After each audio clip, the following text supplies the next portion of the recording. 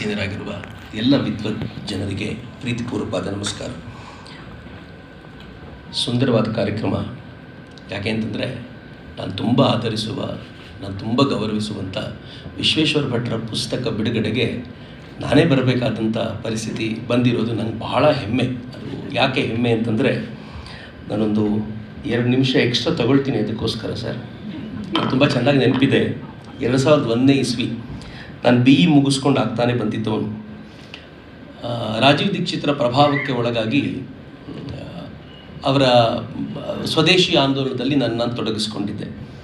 ವಿಜಯ್ ಸಂಕೇಶ್ವರು ರಾಜೀವ್ ದೀಕ್ಷಿತರನ್ನ ನೋಡಲಿಕ್ಕೆ ಅಂತ ಬಂದವರು ಹೇಳಿದರು, ನಿಮ್ಮ ವಿಚಾರಧಾರೆ ಕನ್ನಡದಲ್ಲಿ ಬರಬೇಕು, ನಮ್ಮ ಪತ್ರಿಕೆ ಇದೆ ವಿಜಯ್ ಕರ್ನಾಟಕ, ಅದರಲ್ಲಿ ಬರೋ ಥರ ಮಾಡ್ತೀವಿ ಅಂತಂದಾಗ ರಾಜೀವ್ ದೀಕ್ಷಿತ್ ಹೇಳಿದ್ರು, ಆಗ್ಬೋದು, ಕ್ಯಾಸೆಟ್ ಎಲ್ಲ ಕೊಡ್ತೀವಿ, ಅದು ಕೊಡ್ತೀವಿ ಅಂತ ಹೇಳಿದರು. 1 ತಿಂಗಳಾಯಿತು, 2 ತಿಂಗಳಾಯಿತು, ಬರಲೇ ಇಲ್ಲ ಪತ್ರಿಕೆಯಲ್ಲಿ. ಈಗ ಬರುತ್ತೆ, ಆಗ ಬರುತ್ತೆ. ನಮಗೇನಂದರೆ ಹಠ ಅಲ್ಲ, ಈ ವಿಚಾರ ಎಲ್ಲರೂ ತಿಳ್ಕೊಳ್ಬೇಕು ಅಂದರೆ ಪತ್ರಿಕೆಯಲ್ಲಿ ವ್ಯಾಪಕವಾಗಿ ಬರಬೇಕು, ಏನೆಲ್ಲ ಆ್ಯಕ್ಟಿವಿಸಮ್ ತೀವ್ರತೆ ಇಲ್ಲಿದ್ದ ಕಾಲ. ಏನಾದರೂ ಬರಲಿಲ್ವಲ್ಲ ಅಂತ ಸುಮ್ಮನೆ ಇರದೆ ಒಂದು 8-10 ಕ್ಯಾಸೆಟ್ ತೊಗೊಂಡು ವಿಜಯ್ ಕರ್ನಾಟಕ ಆಫೀಸಿಗೆ ಹೋದೆ ನಾನು.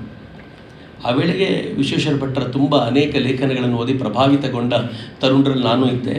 ಹೋಗಿ ಅವ್ರ ಚೇಂಬರಲ್ಲಿ ಹೋಗಿ ಒಳಗೆ ಹೋಗ್ಬೇಕಾದಾಗ ಹೆದರಿಕೆ. ನನ್ನ ಲೆಕ್ಕಕ್ಕೆ ಏನಿತ್ತು ಅಂದರೆ, ರಿಸೆಪ್ಷನ್ ಕೌಂಟ್ರಲ್ಲೇ ಕ್ಯಾಸೆಟ್ ಕೊಟ್ಟು ಈ ಥರ ನೀವು ಹೇಳಿದ್ರಿ, ಮಾಡಲಿಲ್ಲ ಅಂತ ಸ್ವಲ್ಪ ದಬಾಯಿಸಿ ಬಂದುಬಿಡೋಣ ಅಂತಿತ್ತು. ಆದರೆ ಯಾರೋ ಬಂದಿದ್ದಾರೆ ಅಂತ ಫೋನ್ ಹೋದ ತಕ್ಷಣ ಒಳಗೆ ಕಳಿಸಿ ಅಂದ್ಬಿಟ್ರು. ನಂಗೆ ನಡ್ಕ ಶುರು ಹೋಗ್ಬಿಡ್ತು. ಒಳಗೆ ಹೋಗಿ ಏನಪ್ಪ ಮಾತಾಡಲಿ, ನಾನು ಬೈಬೇಕು ಅಂತೆಲ್ಲ ರೆಡಿ ಇತ್ತಲ್ಲ, ನಮಗೆ 2 ತಿಂಗಳು ಆಯಿತು ಇನ್ನೂ ಬರಲಿಲ್ಲ ಅಂತ ಏನಾದರೂ ಹೇಳಬೇಕು ಅಂತ. ಒಳಗೆ ಹೋಗಿ ಏನು ಮಾತಾಡೋದು ಅಂತ ಅವ್ರು ಕೂರಿಸ್ಕೊಂಡು ತುಂಬ ಪ್ರೀತಿಯಿಂದ ಮಾತಾಡ್ಲಿಕ್ಕೆ ಶುರು ಮಾಡಿದರು. ಯಾರು, ಏನು ಮಾಡ್ತಿದ್ದೀರಿ? ಆಶ್ಚರ್ಯ. ನಾನು ಯಾಕೆ ಇದನ್ನು ಹೇಳ್ತಿದ್ದೀನಿ ಅಂತಂದರೆ, ನೀವು ಒಂದು ಪತ್ರಿಕೆ ಎಡಿಟರ್ ಆದಾಗ, ಒಂದು 4 ಪುಸ್ತಕಗಳನ್ನು ಬರೆದಾಗ, ಅಥವಾ ಯಾವುದೋ ಒಂದು ಹಂತದಲ್ಲಿ ಕೂತಾಗ ಇನ್ನೊಬ್ಬರ ಮಾತು ಕೇಳುವಷ್ಟು, ಅದರಲ್ಲೂ ತನ್ನ ಎದುರಿಗೆ ಏನೂ ಅಲ್ಲದ ಒಬ್ಬ ಮಾಮೂಲಿ ಹುಡುಗ, ಇಂಜಿನಿಯರಿಂಗ್ ಮುಗಿಸ್ಕೊಂಡ್ಬಂದಿರೋ ಒಬ್ಬ ಹುಡುಗನ, ಸಂಬಂಧವೇ ಇಲ್ಲ ಹುಡುಗನ ಮಾತು ಕೇಳ್ಕೊಳ್ಳೋಷ್ಟು ವ್ಯವಧಾನ ಇದೆಯಲ್ಲ, ಅದು ಎಲ್ರಿಗೂ ಬರುವಂಥದ್ದಲ್ಲ. ಅದೊಂದು ಅಪರೂಪದ ಗುಣ ಅವರದ್ದು. ಕೂತ್ಕೊಂಡು ಒಂದು 20 ನಿಮಿಷ ಆಯಿತು. ಆಮೇಲೆ ನಾನು ಆಗ ಹೇಳಿದೆ ಅವರಿಗೆ, ಸರ್, ನಾನು ಬಂದಿದ್ದು ವಾಸ್ತವವಾಗಿ ಏನು ಅಂದರೆ, ರಾಜೀವ್ ದೀಕ್ಷಿತರ ಜೊತೇಲಿ ಇರ್ತೀನಿ ನಾನು. ಅವತ್ತು ವಿಜಯ್ ಸಂಕೇಶ್ವರ್ ಬಂದು ಹಿಂಗೆ ಹೇಳಿ ಹೋಗ್ಬಿಟ್ರು, ನಾನು ಗಲಾಟೆ ಮಾಡಬೇಕು ಅಂತ ಬಂದೆ, ಯಾಕೆ ಇನ್ನೂ ಬರಲಿಲ್ಲ ಅಂತ, ಕ್ಯಾಸೆಟ್ ತೊಗೊಂಬಂದಿದ್ದೀನಿ, ಬರೆಸ್ತೀರಾ ಅಂತ ಕೇಳಿದೆ. ಅವ್ರು ತಕ್ಷಣ ಕೇಳಿದರು, ನೀವು ಬರಿತೀರಾ ಅಂತ. ನಾನು ಆಗಾಗ ಬರೋದು ರೂಢಿ ಇತ್ತು ನನಗೆ. ಪ್ರಯತ್ನ ಮಾಡ್ಬೋದು ಸರ್, ಬರ್ಕೊಂಡು ಬನ್ನಿ, ನೋಡ್ತೀನಿ, ಚೆನ್ನಾಗಿದ್ದರೆ ನೀವೇ ಬರೆದ್ಬಿಡಿ ಅಂತ. ಇದು ಟೆನ್ಷನ್ ಶುರು ಆಗ್ಬಿಡ್ತಲ್ಲ. ಅದು ನೋಡ್ತೀನಿ, ಟೆಸ್ಟ್ ಮಾಡಿ ಇದು ಓಕೆ ಅಂದರೆ ನೀವೇ ಬರೀರಿ ಅಂತಂದರೆ ಇದಕ್ಕಿಂತ ಭಯ ಹುಟ್ಟೋವಂಥ ಸಂದರ್ಭ ಇನ್ನೊಂದಿಲ್ಲ. ನಾನು ಏನೊಂದು 4-5 ದಿನ ಕೂತ್ಕೊಂಡು ಒಂದು 4 ಎಪಿಸೋಡ್ ಮಾಡಿ ಅವ್ರ ಎದುರುಗಡೆ ಇಟ್ಟೆ. ಮಗ್ನರಾಗಿ ಕೂತರು. ನಾನು ಅಂದ್ಕೊಂಡು ಮೋಸ್ಟ್ಲಿ ಆಗಲ್ಲ ಅಂತಾರೆ, ಎಂದು ಹೊರಟುಬಿಡೋಣ, ಯಾವತ್ತೂ ವಿಜಯ ಕರ್ನಾಟಕದ ಕಡೆ ತಲೆ ಹಾಕೋದು ಬೇಡ. ಅವ್ರು ನೋಡಿ, ಚೆನ್ನಾಗಿದೆ ರೀ, ಸ್ವಲ್ಪ ಚಿಕ್ಕದು ಮಾಡಿ ಅಂತ ಒಂದು ಟಿಪ್ ಕೊಟ್ಟರು ನನಗೆ.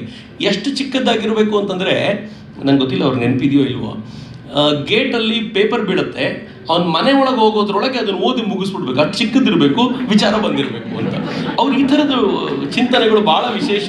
ದೆನ್ ಐ ಥಾಟ್, ನನ್ನ ಮನೆ ಗೇಟಿಂದ ಒಳಗೆ ಬರಲಿಕ್ಕೆ ಎಷ್ಟೊತ್ತು ಬೇಕು, ಇಷ್ಟೊತ್ತಿಗೆ ಏನು ಓದಬೇಕು, ಏನು ಓದ್ಬೋದು ನಾನು ಅನ್ನೋದನ್ನು ಆಲೋಚನೆ ಮಾಡಿಕೊಂಡು ಕಾಲಮ್ ಬರೋದಲ್ಲ, ಆ ಕಾಲಮ್ ಶುರು ಮಾಡಿದಾಗ ಅದಕ್ಕೆ ಟೈಟ್ಲ್ ಅವರೇ ಕೊಟ್ಟರು, ಮೇರಾ ಭಾರತ್ ಮಾನ್ ಅಂತ. ಇವತ್ತಿಗೂ ಅನೇಕರ ತಲೆಯಲ್ಲಿ ಗುಯ್ಗುಡುವಂಥ ಒಂದು ಕಾಲಮ್ನ ಸೃಷ್ಟಿಗೆ ಕಾರಣವಾದದ್ದು ಅವರು. ನಂಗೆ ಭಾಳ ಖುಷಿ ಅನ್ಸುತ್ತದೆ, ಅದನ್ನು ಹೇಳ್ಕೊಳ್ಳಿಕ್ಕೆ ಭಾಳ ಇಷ್ಟಪಡ್ತೀನಿ. ಹೀಗಾಗಿ ನಾನು ಕೆಲವರು ಫೋನ್ ಮಾಡಿದಾಗ ಮಾತ್ರ ಎದ್ದು ನಿಂತ್ಕೊಂಡು ಮಾತನಾಡ್ತೀನಿ. ಎಲ್ಲೇ ಇದ್ದರೂ ಕೂತ್ಕೊಂಡು ಮಾತನಾಡ್ಲಿಕ್ಕಾಗಲ್ಲ ಸರ್. ನೀವು ಒಬ್ಬರು, ನೀವು ಫೋನ್ ಮಾಡಿದಾಗ ನಾನು ಎದ್ದು ನಿಂತ್ಕೊಂಡು ಬಿಡ್ತೀನಿ. ಯಾಕೆ ಅಂತಂದರೆ ಕೂತ್ಕೊಂಡು ಮಾತಾಡೋದು ಸ್ವಲ್ಪ ಕಷ್ಟ ಅನಿಸುತ್ತೆ ಅವ್ರ ಜೊತೆ. ಆ ಕಾರಣಕ್ಕೋಸ್ಕರ ಅವರ ವ್ಯಕ್ತಿತ್ವ ಹೇಗೆ ಅಂತಂದರೆ, ನಾನೊಂದು 5 ನಿಮಿಷ ಇದನ್ನು ಹೇಳಲೇಬೇಕು. ಎಲ್ಲರೂ ಅವ್ರ ಬರ್ಡೇಗೆ ಹೇಳಿ ಮುಗಿಸ್ಬಿಟ್ಟಿದ್ದಾರೆ ಅಂತ. ನಂಗೆ ಮೊನ್ನೆ ಯಾರು ಹೇಳಿದ್ರು, ಅವ್ರ ಬಗ್ಗೆ ಇರೋ ಒಳ್ಳೆ ಮಾತುಗಳನ್ನೆಲ್ಲ ಬರ್ಡೇ ದಿನ ಹೇಳಿ ಮುಗಿಸ್ಬಿಟ್ಟಿದ್ದಾರೆ ಅಂತ. ನಾನು ಹೇಳಿದೆ, ನನಗೆ ಹೇಳೋದು ಸ್ವಲ್ಪ ಬಾಕಿ ಇದೆ, ನಾಳೆ ಉಳಿಸ್ಕೊಳ್ತೀನಿ. ಬರ್ಡೇನ ಹೆಚ್ಚಿಸಿ ಮಾಡೋದು ಒಳ್ಳೆಯದಂತ. ಹೀಗಾಗಿ ಒಂದಿನ ಹೆಚ್ಚಿಸಿ ಮಾಡಿದರೆ ನಷ್ಟ ಏನಿಲ್ಲ, ಆಯಾಸ ಜಾಸ್ತಿ ಆಗುತ್ತೆ ಅನ್ನೋ ದೃಷ್ಟಿಯಿಂದ ನಾನು ಹೇಳಬೇಕಾಗಿರುವಂಥ ಕೆಲವು ಸಂಗತಿಗಳನ್ನು ಹೇಳಿಬಿಡ್ತೀನಿ. ಅವರ ಭೇಟಿಗೆ ಅಂತ ನಾನು ವಿಜಯ್ ಕರ್ನಾಟಕಗಾಗ ಹೋಗ್ತಿದ್ದೆ. ನಾನು ಈ ಥರ ಒಂದು ಚೇಂಬರ್ಗೆ ಹೋಗಿ ಅವ್ರು ಮಾತಾಡದೆ ಹೋದರೂ ಭಂಡತನ ಬಿಟ್ಟು ಕೂತ್ಕೊಳ್ತಾ ಇದ್ದಿದ್ದು ಇಬ್ಬರದೇ ಚೇಂಬರಲ್ಲಿ. ಒಂದು ವಿಶ್ವೇಶ್ವರ ಭಟ್ರ ಚೇಂಬರಲ್ಲಿ, ಮತ್ತೊಂದು SR ರಾಮಸ್ವಾಮಿಗಳ ಚೇಂಬರ್ನಲ್ಲಿ. ಯಾಕೆಂದರೆ ಅವ್ರ ಚೇಂಬರಲ್ಲಿ ಅವರಷ್ಟೇ ಅಲ್ಲದೆ ಒಂದು ವಾತಾವರಣ ಇರ್ತಿತ್ತು ಅಂತ. ಆ ವಾತಾವರಣ ನಿಮ್ಗೊಂಥರ ಭಯ ಹುಟ್ಟಿಸ್ತಿತ್ತು, ಮತ್ತೊಂದು ಪ್ರೇರಣೆನೂ ಕೊಡ್ತಾ ಇತ್ತು, ಇನ್ನೇನಾದರೂ ಮಾಡಬೇಕು ಅಂತ. ಅವರ ಟೇಬಲ್ ಮೇಲಿರುವಂಥ ಹೊಸ ಪುಸ್ತಕಗಳು, ಅವ್ರು ಓದ್ತಾ ಇರುವಂಥ ರೀತಿ, ಇದೆಲ್ಲ ನೋಡಿ ತುಂಬ ಪ್ರೇರಣೆ ಪಡ್ಕೊಳ್ಳಿಕ್ಕೆ ಅಂತ ಅಲ್ಲಿ ಕೂತಿದ್ರೆ ಅವ್ರ ಪಾಡಿಗೆ ಅವ್ರು ಊಟ ಮಾಡ್ತಿದ್ರು, ನಾನು ಮಾತ್ರ ಕೂತೇ ಇರ್ತಿದ್ದೆ. ಏನು ಹೇಳ್ತಾರೆ ನೋಡೋಣ, ಕೊನೆಗಾದರೂ ಏನಾದರೂ ಹೇಳಿ ಕಳಿಸ್ತಾರ ಅಂತ. ಯಾವತ್ತು ಹೋದಾಗಲೂ ಕೂಡ ಅವ್ರು ಒಂದು ದಿನವೂ ಕೂಡ ಒಳಗೆ ಸೇರಿಸಬಾರ್ದು ಇವನನ್ನು ಅಂತ ಹೊರಗಡೆ ಕಳಿಸಿದ್ದನ್ನು ನಾನು ಗಮನಿಸಲೇ ಇಲ್ಲ. ಹೀಗಾಗಿ ಒಂದು ವಿಶೇಷವಾದ ಗೌರವ ಅವ್ರ ಮೇಲೆ ನನಗೆ ಅಂತ ಯಾವಾಗಲೂ ಅನ್ಸೋದು. ಅವರೊಂಥರ ಗಿಫ್ಟೆಡ್ ರೈಟರ್. ಯಾರು ಅವರನ್ನು ರೆಗ್ಯುಲರ್ ಫಾಲೋ ಮಾಡಿದ್ದಾರೋ, ನಾನಂತೂ ವಿಜಯ ಕರ್ನಾಟಕದಲ್ಲಿರುವಾಗ ಆನಂತರ ಅನೇಕ ಸಂದರ್ಭಗಳಲ್ಲಿ ಅವರ ಅನೇಕ ಲೇಖನಗಳನ್ನು ಕೃತಿಗಳಿಗೆ ಬರೋಕ್ಕಿಂತ ಮುಂಚೆ ಓದ್ದವರಲ್ಲಿ ನಾನು ಇರ್ತಿದ್ದೆ. ಆ ಲೇಖನಗಳನ್ನು ಓದುವಾಗ ಅನ್ನಿಸ್ತಿತ್ತು ಆ ಲಾಲಿತ್ಯ ಇದೆಯಲ್ಲ ಅದು ಭಾಳ ವಿಶಿಷ್ಟವಾದ್ದು. ನಾನು ಯಾರಿಗಾದರೂ ತಮಾಷೆ ಮಾಡ್ತಿದ್ದೆ, ನಿಮ್ಗೇನಾದರೂ ಕಬ್ಬಿಣ ಎಲ್ಲ ಬೇಕು ಅಂತಂದರೆ ನಮ್ಮ ಅಂಗಡಿಗೆ ಬರಬೇಕು, ಸ್ವೀಟ್ ಬೇಕು ಅಂತಂದರೆ ವಿಶ್ವೇಶ್ವರ ಭಟ್ರ ಅಂಗಡಿಗೆ ಹೋಗಬೇಕು. ಅದರ ಲಾಲಿತ್ಯ ಎಷ್ಟು ಚೆನ್ನಾಗಿರ್ತಿತ್ತು ಅಂತಂದರೆ ಅದು ಒಂದು ಪದ ನೀವು ಓದ್ಲಿಕ್ಕೆ ಶುರು ಮಾಡಿದರೆ ಒಂದು 2 ನಿಮಿಷ ಓದಿ ಮುಗಿಸೋಣ ಅಂತ ಅನ್ಲಿಕ್ಕೆ ಆಗ್ತಾನೇ ಇಲ್ಲ, ಆಗದೇ ಇಲ್ಲ. ಈಗಲೂ ಕೂಡ ಅಷ್ಟೇ ಅವರ ಬರಹದ ವೈಶಿಷ್ಟ್ಯ ಅದು. ಅವರು ಎಷ್ಟು ವಿಸ್ತಾರವಾಗಿರುವಂಥ ಅವರದ ಲೇಖನದ ಕಾರ್ಯ ಅಂತಂದರೆ, ಒಂದು ಅವರು 108 ಮಾತು ಥರದ ಲೇಖನಗಳನ್ನು ಬರೆಯೋ ವೇಳೆಗೆ ಸೂಡೋ ನೇಮಲ್ಲಿ ಭತ್ತದ ತೆನೆನೂ ಬರೀತಿದ್ರು. ಯಾರ್ದೋ ಹೆಸರು ಬರೀತಿದ್ರು, ಯಾವುದೋ ಸ್ವಾಮಿಗಳ ಹೆಸರಲ್ಲಿ ಬರೀತಿದ್ರು, ಅದು ಬರೀತಿದ್ದು ಅವರೇ.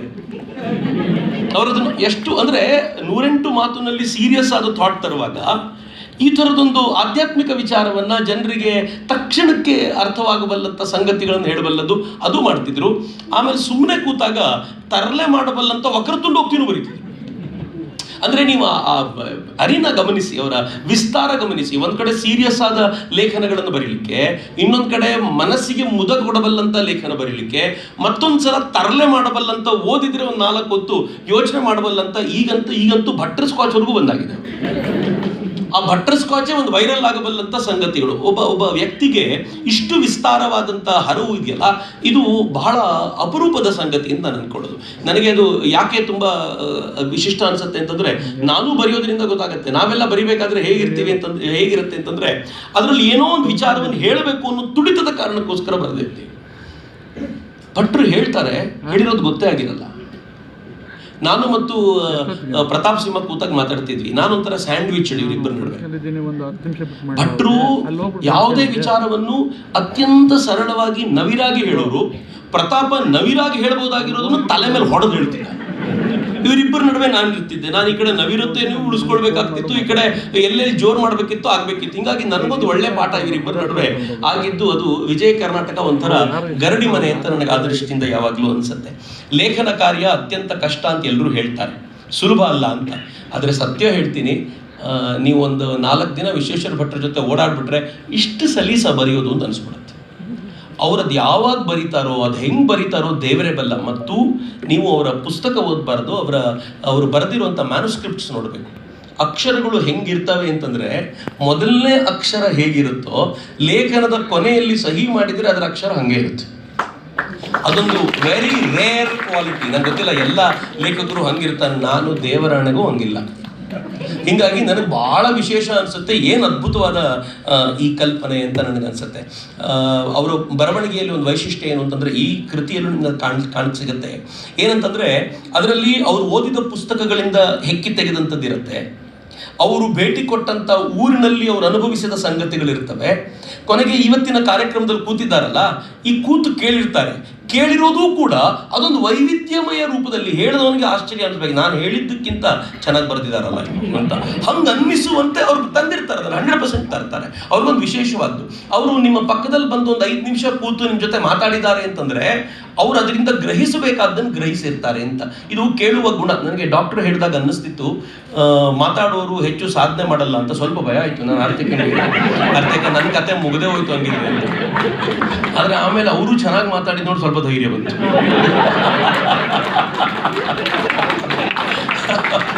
ಹೀಗಾಗಿ ಆದರೆ ವಿಶ್ವೇಶ್ವರ ಭಟ್ರದ ವೈಶಿಷ್ಟ್ಯ ಅಬ್ಸಲ್ಯೂಟ್ಲಿ ರೈಟ್. ಅವ್ರು ಅಬ್ಸರ್ವ್ ಮಾಡಿರೋದು ನಿಜ. ಅವ್ರು ಕೂತ್ಕೊಂಡು ಕೇಳ್ತಾನೆ ಇರ್ತಾರೆ. ಮತ್ತು ಈಚೀಚೆಗಂತೂ ತುಂಬ ಪೊಲಿಟಿಕಲ್ ಇದನ್ನು ಬರೀತಿರ್ತಾರಲ್ಲ, ನಾನು ತುಂಬ ಜನ ನಂಗೆ ಫೋನ್ ಮಾಡಿ ಹೇಳ್ತಾರೆ, ನಾವು ಇದನ್ನು ಹೇಳಿದ್ವಿ ಭಟ್ರಿಗೆ ಅಂತ. ನಂಗೆ ನಗು ಬರ್ತಿರುತ್ತೆ. ಅವ್ರು ಕೇಳಿದ್ರಲ್ಲ ಇದನ್ನು, ಅವ್ರು ಬಹಳ ಖುಷಿಯಿಂದ ಹೇಳ್ತಿರ್ತಾರೆ, ನಾನು ಇದನ್ನು ಹೇಳಿದ್ದೀನಿ ಭಟ್ರಿಗೆ, ಇದನ್ನು ಹೇಳಿದ್ದೀನಿ. ಅದವ್ರಿಗೆ ಗೊತ್ತಿಲ್ಲ ಅಂತಿರಲ್ಲ, ಆದರೆ ನೀವು ಹೇಳಿದ್ದನ್ನು ಹೌದಾ ಅಂತ ಹೊಸದಾಗಿ ಕೇಳೋ ರೀತಿ ಇರುತ್ತಲ್ಲ, ಅದು ಹೆಂಗಿರುತ್ತೆ ಅಂತಂದರೆ ಅದೊಂದು ವಿಶಿಷ್ಟವಾಗಿರುವಂಥ ಗುಣ ಅದು ಅಂತ ನನಗೆ ಯಾವಾಗಲೂ ಅನ್ಸುತ್ತೆ. ಆಮೇಲೆ ಭಟ್ರ ಮಿತ್ರರದೆಲ್ಲ ಒಂದು ವೈಶಿಷ್ಟ್ಯ ಏನು ಅಂತಂದರೆ, ಪ್ರತಿಯೊಬ್ಬ ಮಿತ್ರರಿಗೂ ಎಲ್ಲರಿಗಿಂತ ಆಪ್ತ ನಾನೇ ಅನ್ನಿಸ್ತಿರುತ್ತೆ. ಅದು ನೀವು ಯಾರನ್ನೇ ಕೇಳಿ ನೋಡಿ, ಅವರಿಗೆ ನಾನೇ ಆಪ್ತ ಅಂತ ಅವರ ಒಡನಾಟ ಹಂಗಿರುತ್ತೆ ನಿಮ್ಮ ಜೊತೆ ಅಂತ, ಅಷ್ಟು ಪ್ರೀತಿಯಿಂದ ನಿಮ್ಮ ಜೊತೆ ನಡ್ಕೊಳ್ತಿರ್ತಾರೆ. ಹಾಗಂತ ಅವ್ರಿಗೆ ಎಲ್ಲರೂ ಈಕ್ವಲ್ ಆಗಿ ಎಲ್ಲರ ಜೊತೆ ಬೆರೆಯಬಲ್ಲಂತ ಅತ್ಯಂತ ಚಿಕ್ಕ ಹುಡುಗನೊಂದಿಗೂ ಕೂಡ ಪ್ರಬುದ್ಧವಾಗಿರುವಂಥ ವ್ಯಕ್ತಿಯೊಂದಿಗೆ ಹೆಂಗೆ ಬೆರೀತಾರೋ ಹಂಗೆ ಬೆರೀತಾರೆ. ಇಲ್ಲದೆ ಹೋಗಿದ್ರೆ ನನ್ನಂಥವನು ಒಬ್ಬ ಲೇಖಕನಾಗಿ ಬರೋದು ಸಾಧ್ಯವೇ ಇರಲಿಲ್ಲ. Sir, I am very grateful to you. ಇವತ್ತೇನಾದರೂ ಲೇಖಕ ಅಂತ ಗುರುತಿಸ್ತಾರೆ ಅಂತಂದರೆ that is just because of Vishweshwara ಭಟ್ರು. ನನಗೆ ಜೋಯ್ ಸರ್ ಹೇಳುವಾಗ ಹೌದು ಅನ್ನಿಸ್ತಿತ್ತು. ನಾನೊಬ್ಬನೇ ಅಲ್ಲ, ಅನೇಕರು ಈಗಲೂ ಕೂಡ ಅವರು ಅನೇಕರನ್ನ ಈ ಥರದ ಬೆಳೆಸ್ತಾ, ಅದು ಕ್ಲಬ್ ಹೌಸ್ ಅದು ಇರ್ಬೋದು, ವಿಶ್ವವಾಣಿಯೇ ಇರ್ಬೋದು, ವಿಜಯ ಕರ್ನಾಟಕದಲ್ಲಿ ಇದ್ದಾಗಿರ್ಬೋದು, ಕೊನೆಗೆ ವಿಜಯವಾಣಿ ಅಥವಾ ಅವರು ಯಾವ ಪತ್ರಿಕೆಗೆ ಬಂದಾಗಲೂ, ಕನ್ನಡ ಪ್ರಭಕ್ಕೆ ಬಂದಾಗಲೂ ಎಷ್ಟು ಜನರನ್ನ ಅವರು ತಯಾರು ಮಾಡಿದ್ರು ಅಂತಂದರೆ, ಬಹುಶಃ ಕನ್ನಡ ಸಾರಸ್ವತ ಲೋಕ ನಿಮ್ಮನ್ನು ನಿಮ್ಮ ಕೃತಿಗಳಿಗೆ ಎಷ್ಟು ನೆನಪಿಸಿಕೊಳ್ಳುತ್ತೋ ಅದೇ ರೀತಿ ಅನೇಕರನ್ನ ಸಮಾಜಕ್ಕೆ ಕೊಟ್ಟಿದ್ದ ಕಾರಣಕ್ಕೋಸ್ಕರ ಇನ್ನೂ ಹೆಚ್ಚು ನೆನಪಿಸಿಕೊಳ್ಳುತ್ತೆ ಅಂತ ನಾನು ಶ್ರದ್ಧೆಯಿಂದ ಭಾವಿಸ್ತೇನೆ. ಇನ್ನು ಕೃತಿಯ ವಿಚಾರಕ್ಕೆ ಬರೋದಾದರೆ, ಈ ಕೃತಿಯಲ್ಲೂ ಕೂಡ ಅವರ ಎಲ್ಲರ ಕಾಲಡಿಯುತ್ತೆ ಕಾಲಮ್, ಅದೇ ಒಂದು ಕಾಲಮ್ ಆ್ಯಕ್ಚುಲಿ.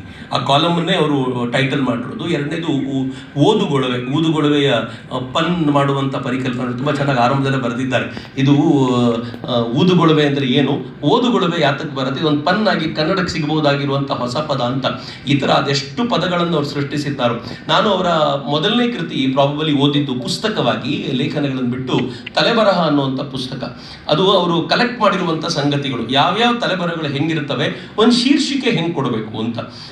ಅದರಲ್ಲಿ ಆ ವೈವಿಧ್ಯವನ್ನು ಅವ್ರು ತಂದು ಕೊಡೋದಿದೆಯಲ್ಲ, ಯಾವ ಶೀರ್ಷಿಕೆ ಎಷ್ಟು ಅಟ್ರಾಕ್ಟಿವ್, ಆ ಅಟ್ರಾಕ್ಟಿವ್ ಆಗಿರುವಂಥದ್ದು ಯಾಕೆ, ಅದು ಹೆಂಗೆ ಸೆಳೆಯುತ್ತೆ ಅನ್ನುವಂಥ ಪರಿಕಲ್ಪನೆಯನ್ನು ಎಷ್ಟು ಚೆನ್ನಾಗಿ ಕಟ್ಕೊಟ್ಟಿದ್ದಾರೆ ಅಂತಂದರೆ ಅದನ್ನು ಅವ್ರು ಬಳಸಿದ್ದಾರೆ ಕೂಡ.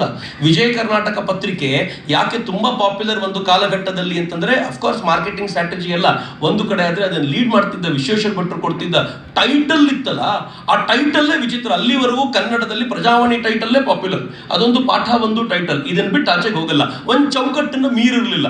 ಅದರ ಒಂದು ಚೌಕಟ್ಟಿನ ಆಚೆಗೆ ಬಂದು ಟೈಟಲ್ನಲ್ಲೂ ಪನ್ ಮಾಡಿ, ಆ ಟೈಟಲ್ ಓದ್ತಾನೆ ನಗಲಿಕ್ಕೆ ಶುರು ಮಾಡಬೇಕು. ಏನ್ ಚೆನ್ನಾಗಿದೆಯಪ್ಪ ಇದಕ್ಕೆ ಅನ್ನಿಸುವಂತೆ ಟೈಟಲ್ಗಳ ಬಗ್ಗೆ ಆಲೋಚನೆ ಮಾಡಿದರು ವಿಶ್ವೇಶ್ವರ ಭಟ್ರು. ಹೀಗಾಗಿ ಕನ್ನಡದ ಪತ್ರಿಕೋದ್ಯಮಕ್ಕೂ ಹೊಸ ದಿಕ್ಕನ್ನ ನಿಸ್ಸಂಶಯವಾಗಿ ಅವರು ತಂದುಕೊಟ್ರು ಅಂತ. ಇವತ್ತು ಎಲ್ಲ ಪತ್ರಿಕೆಗಳು ಅದನ್ನು ಮಾಡ್ತವೆ, ಆದರೆ ಅದರ ಮೊದಲಿಗರು ಯಾರು ಅಂತ ಕೇಳಿದ್ರೆ ಅದು ವಿಶ್ವೇಶ್ವರ ಭಟ್ರದೇ ಗರಡಿಯಿಂದ ಬಂದಿರುವಂತ. ಹೀಗಾಗಿ ಅನೇಕ ಸಂಗತಿಗಳನ್ನು ನಾನು ಹೇಳ್ತಾ ಹೋದರೆ ಅವ್ರ ಬಗ್ಗೆ ಅನೇಕ ಸಂಗತಿಗಳನ್ನು ನನಗೆ ಹೇಳಬೇಕಾಗಿದೆ. ಆದರೆ ಇದು ಯಾವುದು ನಿಮ್ಗೆ ಗೊತ್ತಿಲ್ಲದೆ ಇರೋ ಸಂಗತಿ ಅಲ್ಲದೆ ಇರೋದ್ರಿಂದ ನಾನು ಅದನ್ನಲ್ಲಿ ಮುಗಿಸ್ತೀನಿ. ಆದರೆ ಈಗ ಬಂದಿರುವಂಥ ಎರಡೂ ಕೃತಿಗಳು, ಅದು ಓದುಗೊಳೆ ಇರ್ಬೋದು, ಎಲ್ಲರ ಕಾಲಡಿಯುತ್ತೆ ಕಾಲಮ್ ಇರ್ಬೋದು, ಎರಡೂ ಕೂಡ ಅವರ ಲೇಖನಗಳ ಸಂಗ್ರಹವೇ. ಅವರ ಲೇಖನಗಳನ್ನಾಗಲೇ ಜಮೀಲ್ ಅವ್ರು ಹೇಳಿದಂತೆ ಅವ್ರ ಲೇಖನಗಳನ್ನು ಕೊಟ್ಟರು ಅಂತ.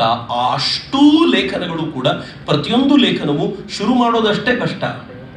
ಒಂದು ಸಲ ಶುರು ಮಾಡಿದರೆ ಯಾವಾಗ ಮುಗಿಯುತ್ತೆ ಗೊತ್ತಾಗಲ್ಲ, ಅಷ್ಟು ಸರಳವಾಗಿ ಹೋಗುತ್ತೆ. ಅವರು JRD ಅವ್ರ ಬಗ್ಗೆ ಬರೆದಿರುವಂಥ ಒಂದು ಪುಸ್ತಕದಿಂದ ತೆಗೆದು ಹೇಳಬೇಕಾದಾಗ ನನಗೆ ಪ್ರತಿ ಬಾರಿ ಅನಿಸುತ್ತೆ ಅವರಿಂದ ಎಷ್ಟು ಪ್ರೇರಣೆ ಸಿಗುತ್ತೆ ಅಂತ.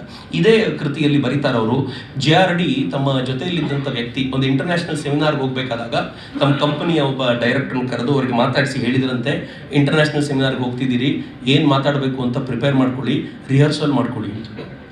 ಅವ್ರು ಹೇಳಿದ್ರಂತೆ, ಏನು ಸರ್ ಹಿಂಗೆ ಹೇಳ್ತೀರಾ, ಎಷ್ಟು ಸಲ ನಾನು ಹೋಗಿದ್ದೀನಿ, ನಾನು ಯಾಕೆ ರಿಹರ್ಸಲ್ ಮಾಡಬೇಕು ಅಂತ. ಅವ್ರು ಹೇಳಿದ್ರು, ಹೋಗ್ತಾ ಇರೋದು ಇಂಟರ್ನ್ಯಾಷನಲ್ ಸೆಮಿನಾರ್ಗೆ, ಎಚ್ಚರಿಕೆಯಿಂದ ಹೋಗಿ.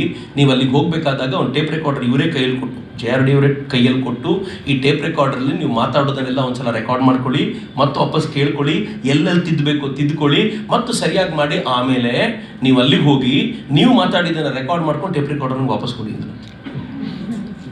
ಭಾಳ ಚೆನ್ನಾಗಿದೆ ಅವ್ರಿಗೆ ಗಮನಿಸುವಂಥ ಮತ್ತು ಬರೆಯುವಂಥ ರೀತಿ ಇದೆಯಲ್ಲ, ಭಾಳ ಸುಂದರ.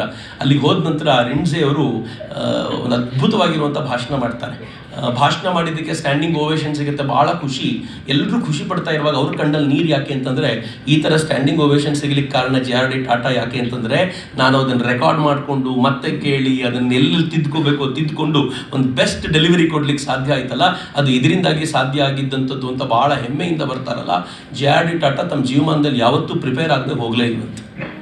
ತಾವು ಎಲ್ಲಿಗೆ ಹೋಗಬೇಕೋ ಅಲ್ಲಿ ಅದನ್ನು ಏನೇನು ಮಾತನಾಡಬೇಕು ಅನ್ನೋ ಪಾಯಿಂಟ್ಸನ್ನಾದರೂ ಮಾಡ್ಕೊಂಡು ಹೋಗ್ತಿದ್ರು ಅಂತ. ಇದು ನಾನು ಹೇಳ್ತಿರೋದು ಒಂದು ಸಂಗತಿ ಮಾತ್ರ. ಇಡೀ ಕೃತಿಯಲ್ಲಿ ಈ ಥರ ಪ್ರೇರಣೆಯಾಗಬಲ್ಲಂಥ ಅನೇಕ ಸಂಗತಿಗಳಿವೆ. ಮತ್ತು ಅವರದ್ದೊಂದು ವಿಶೇಷ ಏನು ಅಂತಂದರೆ, ಎಲ್ಲರನ್ನೂ ಓಲೈಸ್ತಾ ಕೂತ್ಕೊಳ್ಳೋಂಥ ಕ್ಯಾರೆಕ್ಟರ್ ಅಲ್ಲ ಭಟ್ರದ್ದು. ಏನಾದರೂ ಹೇಳಬೇಕು ಅಂತಿದ್ರೆ ಮುಲಾಜಿಲ್ಲದೆ ಹೇಳ್ಬಿಡ್ತಾರೆ. ಈ ಕೃತಿಯಲ್ಲಿ ಅನೇಕ ಆ ಥರದ ಉಲ್ಲೇಖಗಳು ಬರ್ತವೆ. ಯಾರ್ದಾದ್ರೂ ಅಪಸವ್ಯಗಳಿದ್ರೆ ಮುಲಾಜಿಲ್ಲದೆ ಹಿಂಗಿದೆ ನೋಡಿ ಅಂತ ಆ ಕೃತಿಯಲ್ಲಿ ಹೇಳುವಂಥ ಪ್ರಯತ್ನ ಮಾಡ್ತಾರೆ. ಒಂದು ಲೇಖನ ಇದೆ, ಅದರಲ್ಲಿ ನೀವೆಲ್ಲರೂ ಓದಬೇಕು. ಅಜಾತ ಶತ್ರು ಅನ್ನುವಂಥ ಪತ್ರಕರ್ತ ಅಥವಾ ಎಡಿಟರ್ ಇರಲೇಬಾರದು ಅಂತ ಹೇಳ್ತಾರೆ. ಯಾರು ಅಜಾತ ಶತ್ರು ಅನ್ನೋ ಎಡಿಟರ್ ಆಗ್ತಾರೋ ಅವ್ರು ಹೆಂಗೆ ಹೇಳ್ತಾರೆ ಅಂತಂದರೆ, ಅಂಥವ್ರು ಅಜಾತ ಶತ್ರುವಾಗಿರುವಂಥ ಎಡಿಟ್ರು ಇಲ್ಲ ಪಂಚಾಂಗ ಬರೀಬೇಕು, ಇಲ್ಲ ಚಂದಮಾಮಕ್ಕೋ ರಾಗಸಂಗಮಕ್ಕೋ ಎಡಿಟರ್ ಆಗಬೇಕು ಅಂತ. ಡೈಲಿ ಪತ್ರಿಕೆಗೆ ಎಡಿಟರ್ ಆಗಲೇಬಾರದು ಅಂತ ಅವರ ಅನುಭವದ ಮಾತದು. ಯಾಕೆಂತಂದ್ರೆ ಅಜಾತ ಶತ್ರುವಾಗಿರೋ ಡೈಲಿ ಪತ್ರಿಕೆಗೆ ಬರ್ಲಿಕ್ಕೆ ಆಗೋದಿಲ್ಲ. ನಾವು ಅನೇಕ ಪತ್ರಿಕೆಗಳಲ್ಲಿ ನೋಡ್ತೀವಲ್ಲ, ನನಗೆ ಅವ್ರದನ್ನು ಓದಿದ ಮೇಲೆ ಅನ್ನಿಸ್ತಾ ಇತ್ತು, ಯಾವ್ಯಾವ ಪತ್ರಿಕೆಯಲ್ಲಿ ಯಾರ್ಯಾರು ಇದ್ದಾರೆ ಅಂತ ನೋಡ್ತಿದ್ದೆ. ಯಾರ್ಯಾರು ಅಜಾತ ಶತ್ರುಗಳು ಅವ್ರ ಪತ್ರಿಕೆ ತುಂಬಾ ನಾರ್ಮಲ್ ಆಗೇ ಇರುತ್ತೆ, ತುಂಬಾ ವಿಶೇಷವಾಗಿ ಏನಿರಲ್ಲ, ಎಲ್ಲೂ ಗಲಾಟೆ ಮಾಡ್ಕೊಳ್ಳೋದೇ ಇಲ್ಲ ಅವರು. ಆದರೆ ಭಟ್ರು ದಿನ ಬೆಳಗಾದ್ರೆ ಒಂದು ಗಲಾಟೆಯಲ್ಲಿ ಇರ್ತಾರೆ. ದಿನ ಬೆಳಗಾದ್ರೆ ಒಂದು ವಿಚಾರಕ್ಕೋಸ್ಕರ ವೈರಲ್ ಆಗಿಯೇ ಆಗ್ತಾರೆ ವಿಶ್ವೇಶ್ವರ ಭಟ್ರು. ಯಾಕೆ ಅಂತಂದ್ರೆ ಅವರು ಮುಲಾಜಿಲ್ಲದೆ ಏನು ಹೇಳಬೇಕು ಅದನ್ನು ಹೇಳ್ತಾರೆ. ಎರಡನೇದು ಭಾಳ ವಿಶೇಷವಾಗಿ ಗಮನಿಸಬೇಕು, ಇಲ್ಲಿ ತುಂಬ ಜನ ನಾವೆಲ್ಲ ಸೇರ್ಕೊಂಡಿದ್ದೀವಿ. ನನ್ನಂಥವರಿಗೆ ಭಾಳ ದೊಡ್ಡ ಮಾರ್ಗದರ್ಶನ ಏನು ಅಂತಂದರೆ, ಯಾರಾದರೂ ಬೈತಾ ಇದ್ದಾರೆ, ಗಲಾಟೆ ಮಾಡ್ತಿದ್ದಾರೆ ಅಂತಂದರೆ ಅವ್ರು ತಲೆ ಕೆಡಿಸ್ಕೊಳ್ಳಲ್ಲ. ತಾವು ಯಾರ ಬಗ್ಗೆ ಏನು ಹೇಳಬೇಕು ಹೇಳ್ತಾರೆ. ಆಮೇಲೆ ಮಾರನೇ ದಿನ ಅವರೇ ಎದುರಿಗೆ ಬಂದರೆ ಎಲ್ಲವನ್ನೂ ಮರೆತು ಹೆಂಗೆ ಕೂತು ಅವ್ರ ಜೊತೆ ಮಾತಾಡಿರ್ತಾರೆ ಅಂದರೆ, ನೆನ್ನೆ ಇವ್ರ ಬಗ್ಗೆನೇ ಬರೆದಿದ್ದು ನೀವು ಅಂತ ಕೇಳಬೇಕು ಅವರಿಗೆ. ಅಂಥ ಬದಲಾವಣೆ ಅಂದರೆ ಅದು ಯಾವುದು ಹೃದಯ ತಿಳಿಯುವಂಥದ್ದಲ್ಲ, ಯಾವುದು ಸಮಾಜಕ್ಕೆ ಏನನ್ನು ಮುಟ್ಟಿಸಬೇಕೋ ಅಷ್ಟನ್ನು ಸ್ಪಷ್ಟವಾಗಿ ಮುಟ್ಟಿಸಬಲ್ಲ, ಆದರೆ ತಮ್ಮ ಸಂಬಂಧವನ್ನು ಕಳೆದುಕೊಳ್ಳದ ಒಂದು ಅದ್ಭುತವಾದ ಗುಣ ಅದು. ಈ ಎರಡೂ ಕೃತಿಯಲ್ಲಿ ಅದು ತುಂಬ ಸ್ಪಷ್ಟವಾಗಿ ವ್ಯಕ್ತವಾಗಿದೆ. ನಾನಂತೂ ಭಾಳ ಈ ವಿಚಾರವಾಗಿ ಬಹಳ ಖುಷಿ ಪಟ್ಟಿದ್ದೀನಿ ಇವತ್ತು ಅವರ ಈ ಪುಸ್ತಕ ಬಿಡುಗಡೆಯಲ್ಲಿ ಭಾಗವಹಿಸೋದಕ್ಕೆ. ಇನ್ನು ಜಮೀಲ್ ಅವ್ರ ಬಗ್ಗೆ ಹೇಳಲೇಬೇಕು. ಜಮೀಲ್ರೆ ನೀವು ತಂದಿರುವಂಥ ಎಲ್ಲ ಪುಸ್ತಕಗಳು ಬಹಳ ಸುಂದರವಾಗಿ ಬರ್ತವೆ. ಅವ್ರದ್ದು ಕ್ವಾಲಿಟಿ ನನಗೆ ಚೆನ್ನಾಗಿ ನೆನಪಿದೆ. ನಾವು ಒಂದು ಪುಸ್ತಕವನ್ನು ಆಜಾದಿ ಬಚಾವ್ ಆಂದೋಲನದ ಕಡೆಯಿಂದ ತಗೊಂಡೋಗಿ ವಿಶ್ವೇಶ್ವರ ಭಟ್ರ ಮುಂದೆ ಇಟ್ಟಾಗ ಅವ್ರು ಹೇಳಿದರು, ಪುಸ್ತಕವನ್ನು ನೋಡೋ ಗುಣ ಮೊದಲು ಬೆಳೆಸ್ಕೊಳ್ಳಿ, ಪಬ್ಲಿಷ್ ಮಾಡೋಕ್ಕಿಂತ ಮುಂಚೆ ನೋಡಿ ಕಣ್ಣುಗಳು, ನಿಮ್ಮ ಕಣ್ಣುಗಳಲ್ಲಿ ಒಂದು ಕನಸನ್ನು ಕಟ್ಕೊಳ್ಳಿ ಪುಸ್ತಕದ ಬಗ್ಗೆ, ಆ ಪುಸ್ತಕ ಹಿಂಗೆ ಬರಬೇಕು ಅಂತ. ನಂದೊಂದು ಸಹಜವಾದ ಸಿದ್ಧವಾದ ಉತ್ತರ ಇತ್ತು, ಸರ್ ನಾವೆಲ್ಲ ತುಂಬ ದುಡ್ಡು ಇನ್ವೆಸ್ಟ್ ಮಾಡಲ್ವಲ್ಲ ಸರ್, ಅಂದರೆ ಸ್ವದೇಶಿ ಆಂದೋಲನ ಅಲ್ಲ, ಕಡಿಮೆ. ಅವ್ರು ಹೇಳಿದ್ರು, ದುಡ್ಡು ಬೇಕಾಗಿಲ್ಲ ಕಣಪ್ಪ, ನೋಡಬೇಕಾಗಿರೋ ಕಣ್ಣು ಬೇಕು ಇದಕ್ಕೆ ಅಂತ ಹೇಳಿ ನನಗೆ ಇನ್ನೂ ನೆನಪಿದೆ. ಅವರು ಇಂದಿರೆಯ ಮಗ ಸಂಜಯ್ ರವಿ ಬೆಳಗೆರೆ ಪುಸ್ತಕ ಆಗ್ತಾನೆ ಫ್ರೆಶ್ ಕಾಪಿ ಬಂದಿತ್ತು, ಎದುರುಗಡೆ ಇಟ್ಟರು, ನೋಡಿ ಎಷ್ಟು ಚೆನ್ನಾಗಿದೆ ಕವರ್ ಪೇಜು ಅಂತ. ನಾನು 10 ನಿಮಿಷ ನೋಡಿದೆ, ಹೌದಲ್ವಾ ನಾವು ಎಷ್ಟು ಎಡವ್ತೀವಿ ಅಂತ. ಬಟ್ ವಿಶ್ವೇಶ್ವರ ಭಟ್ರು ಏನೇನು ಕನಸುಗಳನ್ನು ಪುಸ್ತಕದ ಬಗ್ಗೆ ಕಟ್ತಾರೋ ಅವೆಲ್ಲವನ್ನೂ ಕೂಡ ಸಾವರ್ಣ ಪಬ್ಲಿಕೇಶನ್ ಸಾಕಾರಗೊಳಿಸಿದೆ ಅಂತ ನನಗೆ ಅನ್ಸುತ್ತೆ. ನಾನು ಅವರ ಮೊದಲನೇ ಕೃತಿ ಓದಿದ್ದೆ ಸಾವರ್ಣ ಅವ್ರದ್ದು ಲೈಫ್ ಅಂದರೆ ಇಷ್ಟೇನೆ ಅಂತ, ಜೋಗಿ ಅವರದ್ದು ಆ ಪುಸ್ತಕ. ಲೈಫ್ ಈಸ್ ಬ್ಯೂಟಿಫುಲ್ ಅನ್ನುವಂಥ ಪುಸ್ತಕ. ಆ ಪುಸ್ತಕದ ಅದು ಓದಿದ ನಂತರ ಗೊತ್ತಿಲ್ಲ, ನಾನು ಅವ್ರಿಗೆ ಫೋನ್ ಮಾಡಿದ್ನೋ, ಅವ್ರಿಗೆ ಫೋನ್ ಮಾಡಿ ಹೇಳಿದ್ದೆ, ಭಾಳ ಸುಂದರವಾಗಿರುವಂಥ ಪುಸ್ತಕ, ಭಾಳ ಖುಷಿ ಅನ್ನಿಸ್ತು ನನಗೆ ಅಂತಂದರೆ ಓದುವಾಗ. ಒಂದು ಆ ಪುಸ್ತಕವನ್ನು ಓದಬೇಕು ಅಂತ ಅನ್ನಿಸ್ಲಿಕ್ಕೆ ಬೇಕಾಗಿರುವಂಥ ರೂಪವನ್ನು ಅದಕ್ಕೆ ಕೊಡೋದಿದೆಯಲ್ಲ, ಅದು ಕೂಡ ಭಾಳ ಒಳ್ಳೆ ಕೆಲಸ. ಇವತ್ತು ನೀವು ಈ ಪುಸ್ತಕಗಳಂತಂದ್ರಿ, ಇನ್ನೂ ಹೆಚ್ಚು ಕನ್ನಡದ ಸೇವೆ ಮಾಡುವಂಥ ಭಾಗ್ಯ ನಿಮಗೆ ಭಗವಂತ ಕೊಡಲಿ ಅಂತ ನಾನು ಅತ್ಯಂತ ಪ್ರೀತಿಯಿಂದ ಹಾರೈಸ್ತಾ, ವೇದಿಕೆ ಮೇಲಿರುವ ಎಲ್ಲ ಗಣ್ಯರಿಗೂ ಮತ್ತೊಮ್ಮೆ ನಮಸ್ಕಾರಗಳನ್ನು ಸಮರ್ಪಿಸಿ, ಅಕಸ್ಮಾತ್ ತಪ್ಪಿ ಏನಾದರೂ ಮಾತಾಡಿದರೆ ದಯವಿಟ್ಟು ನನ್ನನ್ನು ಕ್ಷಮಿಸಿ ಅಂತ ಕೇಳ್ಕೊಳ್ತಾ ನನ್ನ ಮಾತುಗಳನ್ನು ತಾಯಿ ಭಾರತೀಯ ಪದತಲೆಗಳಿಗೆ ಸಮರ್ಪಿಸ್ತೀನಿ. ವಂದೇ ಮಾತರಂ.